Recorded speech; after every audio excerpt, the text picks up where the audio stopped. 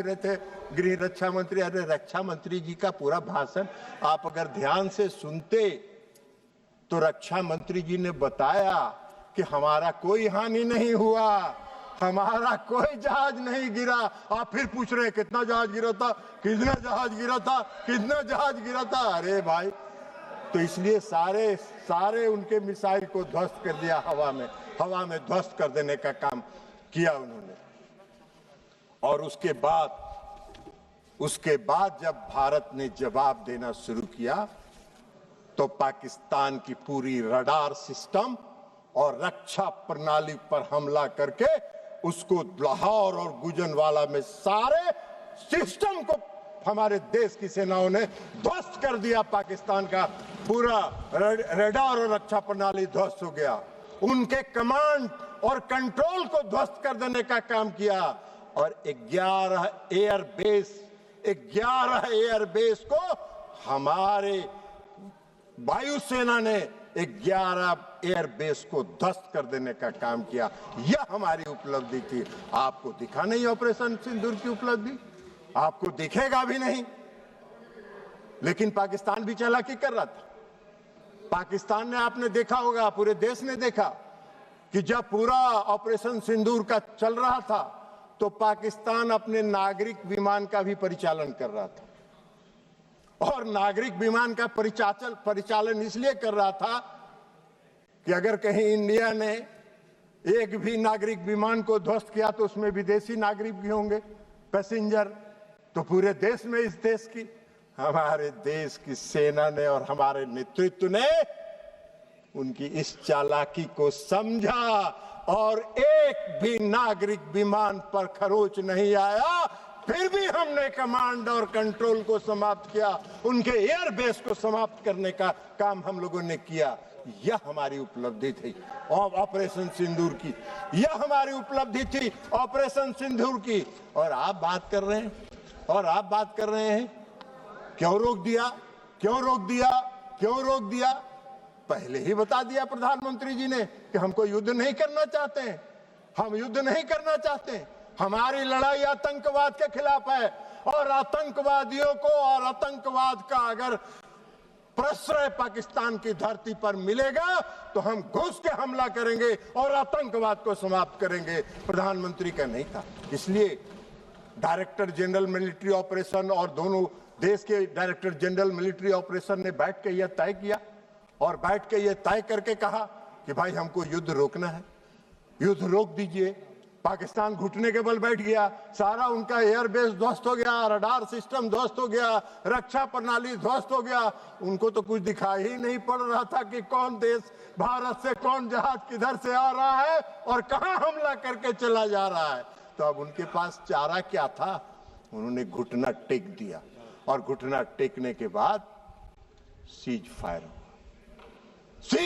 होने के बाद इस देश के प्रधानमंत्री आदरणीय नरेंद्र मोदी जी ने राष्ट्र के नाम संबोधन में यह कहा कि हम आतंकवाद को कभी बर्दाश्त नहीं करेंगे। हमारा ऑपरेशन सिंदूर बंद नहीं हुआ है, स्थगित हुआ। फिर हमारे जब भी हमारे देश की तरफ आंख उठा के देखोगे हम घुस के मारेंगे और आतंकवादियों को समाप्त करेंगे। आतंकवाद के खिलाफ हमारी लड़ाई है, हमारी कोई किसी देश के खिलाफ लड़ाई नहीं है। तो इसलिए ये सारा काम हुआ, लेकिन गोगोई जी को नहीं दिखा। अब ऑपरेशन सिंदूर की सफलता, प्रधानमंत्री के कुशल नेतृत्व की क्षमता, सैनिकों के पराक्रम, वीरता, अदम्य साहस, आत्मनिर्भर भारत के तहत निर्मित रक्षा प्रणाली का परिणाम पूरे दुनिया ने देखा, पूरे दुनिया ने देखा। और सिर्फ देखा ही नहीं, उसको सराहा भी। और पूरे दुनिया ने हमारे ऑपरेशन सिंदूर को सराहा और समर्थन करने का काम किया।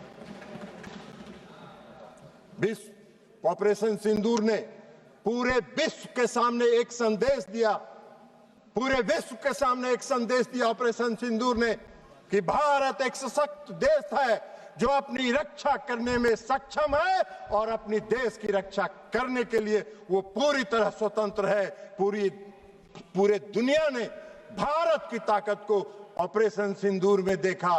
आपने नहीं देखा, आप नहीं देखना चाहते हैं तो मत देखिए। पूरे देश ने देखा है, पूरे दुनिया ने देखा है, पूरी दुनिया ने उसको सराहने का काम किया है।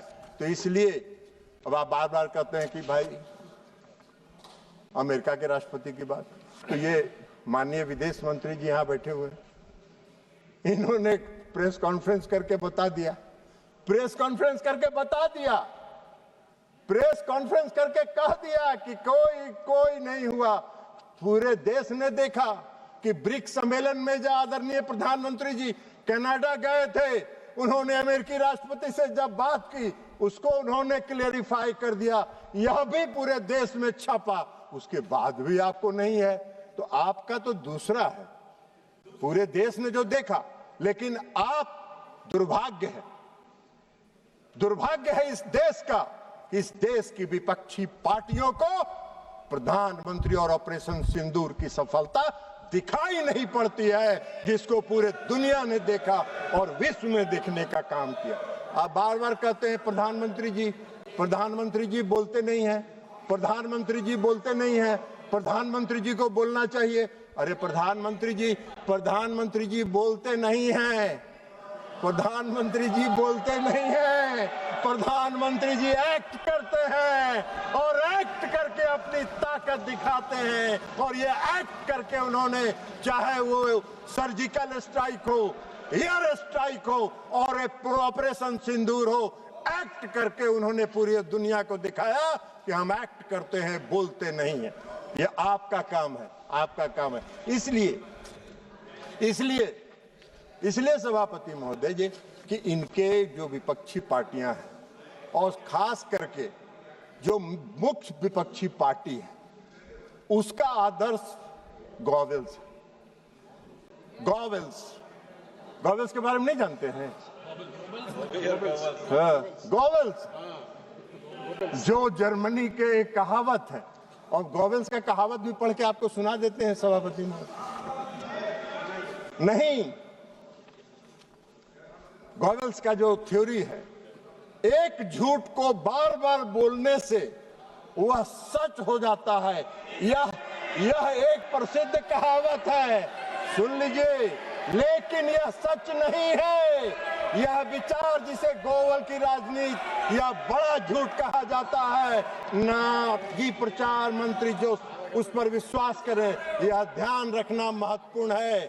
यह ध्यान रखना महत्वपूर्ण है कि यह एक दुष्प्रचार रणनीति है, न कि सच्चाई। झूठ चाहे कितनी बार दोहरा जाए, सच नहीं बन जाता।